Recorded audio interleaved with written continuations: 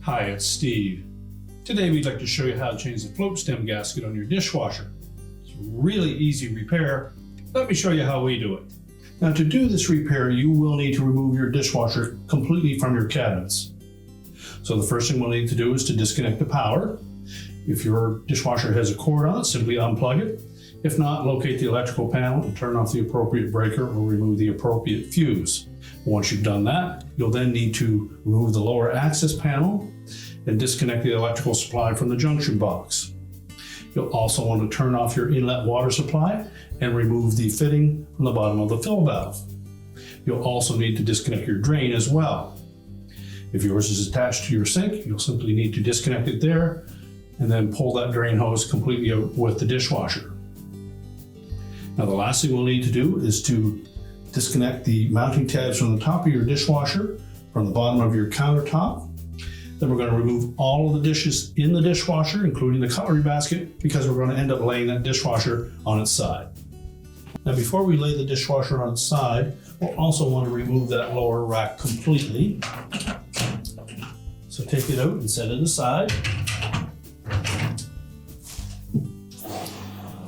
And then we're going to lay the dishwasher on its left side.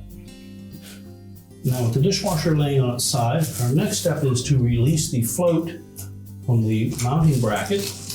So if we pull back on that lever, you can simply just flex that float stem enough to take it out of that little notch.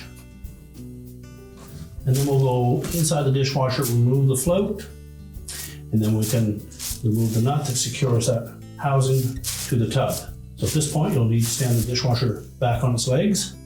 So next, we're just going to lift that float up through that opening and set that aside. Now, with the float out of the way, we can then loosen that retaining nut that secures the stem assembly to the bottom of the tub.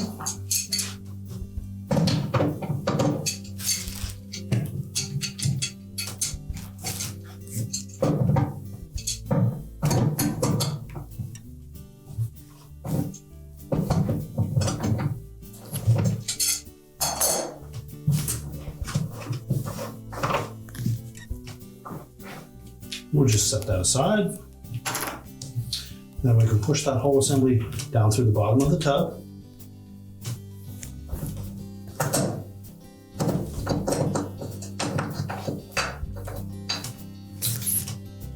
And then we'll go to the bottom again and replace that gasket. Next, we'll just pull that stem assembly out through the bottom of the tub, peel off the old gasket and discard it. Now, make sure there's no debris built up on the base of that stem assembly. Then we'll position the new gasket on top. And make sure it sits down flush right on that flange. Then we'll position that in the opening again, keeping it centered.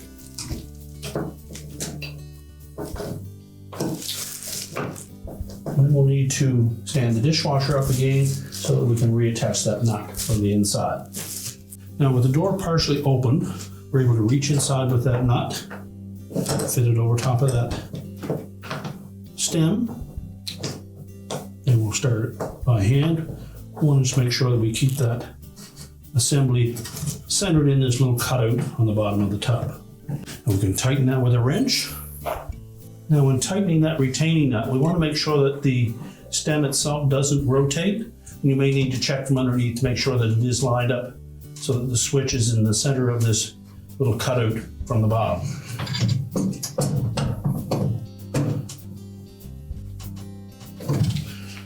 Once we've tightened that securely, we simply need to take the float, insert it down through that opening, and then press down on it until it latches on the bottom. Once properly latched, that will prevent it from popping back up. Make sure it goes up and down freely. And then we can begin to reassemble the dishwasher. Now, with the dishwasher pushed back into the cabinets and secured to the bottom of our countertop, we can then reinstall that bottom rack.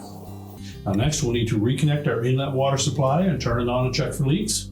We'll reconnect our drain Once we've done that, we can then reconnect the electrical to the junction box, put the access cover back on, turn on the power, and your repair is complete.